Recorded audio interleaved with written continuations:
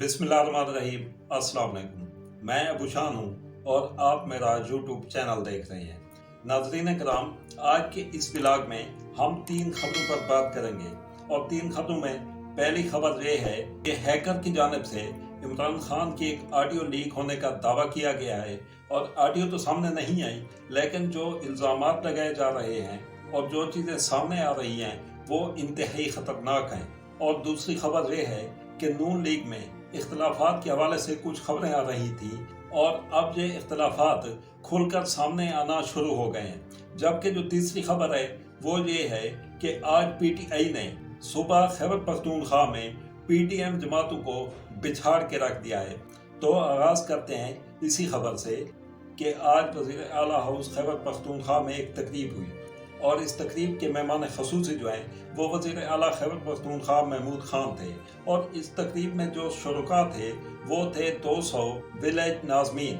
और ये विलेज नाज़मीन वो हैं जो गुज़श्ता बरस यानी कि दिसंबर 2021 में जो बल्दियाती इंतखाबात हुए हैं, उन बल्दियाती इंतखाबात में ये नाज़मीन आज़ाद हैसियत से जीत कर आए हैं। तो आज की इस तकरीब में इन 200 नाज़मीन ने जो है वो पीटीआई में बाकायदा शमूलियत का ऐलान कर दिया है। और ये जो नाज़मीन है ये खैबर पख्तूनख्वा के मुख्तलिफ इलाकों से हैं और खैबर पख्तूनख्वा के जो दही इलाके हैं उनमें अक्सर कल्चर ये है कि वहाँ के जो खान होते हैं, नाज़मीन होते हैं या जागीरदार होते हैं, उनका होल्ड होता है और इनकी मर्जी के बगैर वहाँ किसी भी पार्टी या जमात के लिए जीतना आसान या मुमकिन नहीं होता।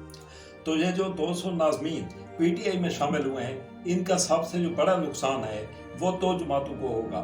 और ये 2 जमातें हैं जमीयत उलमा इस्लाम और इसके साथ है अवामी नेशनल पार्टी, इन 2 जमातों को। बाकी अगर आप देखें तो नून लीग और पाकिस्तान पीपल्स पार्टी जो है उन दोनों जमातों का होल्ड जो है कम से कम खैबर पख्तूनख्वा में काफ़ी कम है।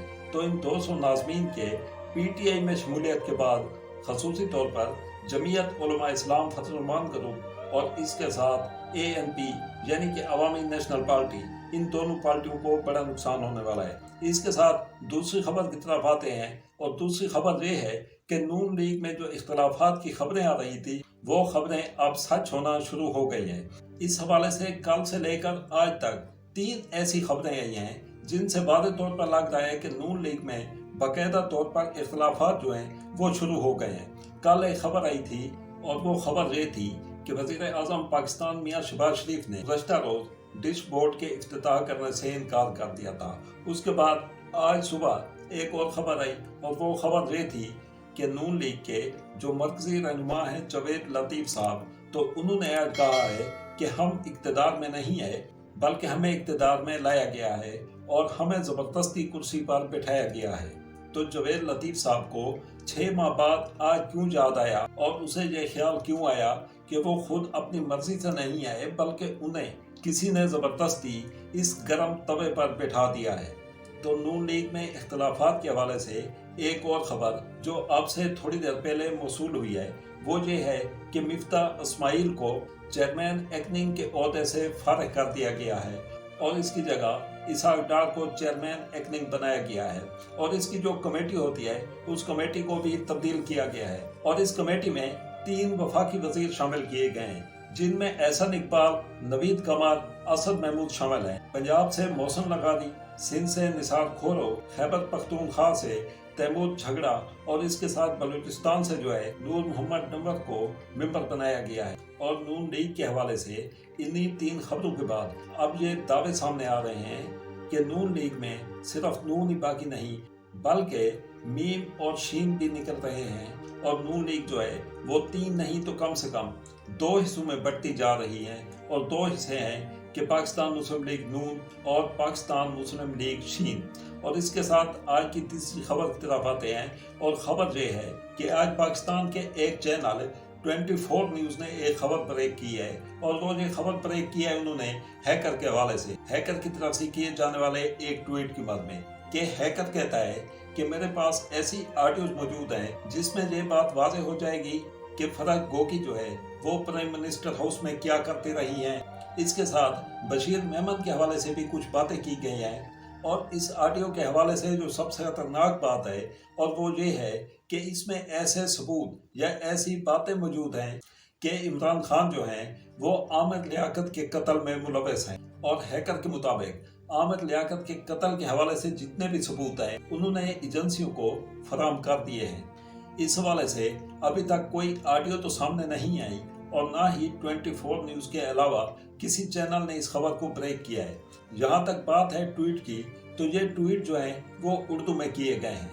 تو اس حوالے سے دیکھا جا رہا ہے کہ اب تک جتنی بھی آڈیوز ہیکر نے لیک کی ہیں، تو ان آڈیو کو لیک کرنے سے پہلے ہیکر نے اس قسم کا کوئی ٹویٹ نہیں کیا جس میں وہ بتایا ہو کہ اس آڈیو میں کیا کیا ہے، یا اب تک ہیکر کے کسی ایسے اکاؤنٹ کی تصدیق ہوئی ہے جس میں اردو میں کوئی ٹویٹ کیا گیا ہو۔ ہیکر کی طرف سے مبینہ طور پر صرف ایک ہی ٹویٹ سامنے آیا تھا جس میں اس نے دعویٰ کیا تھا کہ وہ 30 ستمبر یعنی کہ گزشتہ جمعہ، اور اس دن ہیکر نے جو ہے وہ ایک طوفان برپا کرنا تھا، اور اس ٹویٹ میں ان کی طرف سے دعویٰ کیا گیا تھا۔ لیکن وہ جمعہ گزر گیا اور گزرے جمعے کے دن کوئی ایسا طوفان نہیں آیا، نہ ہی ایسی کوئی آڈیو سامنے آئی ہے۔ اب تک ہیکر یہ کرتا رہا ہے کہ جو بھی اس کے پاس آڈیو ہوتی ہے یا جس کو وہ لیک کرنا چاہتا ہے تو وہ ڈائریکٹ آڈیو کو لیک کر دیتا ہے۔ تو اس لیے اس خبر کے حوالے سے کافی خدشات موجود ہیں۔ میں یہ نہیں کہہ رہا کہ یہ خبر ہی سرے سے جھوٹ ہے، لیکن یہ ہے کہ جب تک آڈیو سامنے نہیں آتی یا اس کے پورے مکمل مندرجات سامنے نہیں آتے، اس وقت تک اس آڈیو کو غلط یا درست کہنا بالکل ہی ٹھیک نہیں ہوگا۔ اپنا خیال رکھیے گا۔ اللہ حافظ۔ پاکستان زندہ باد۔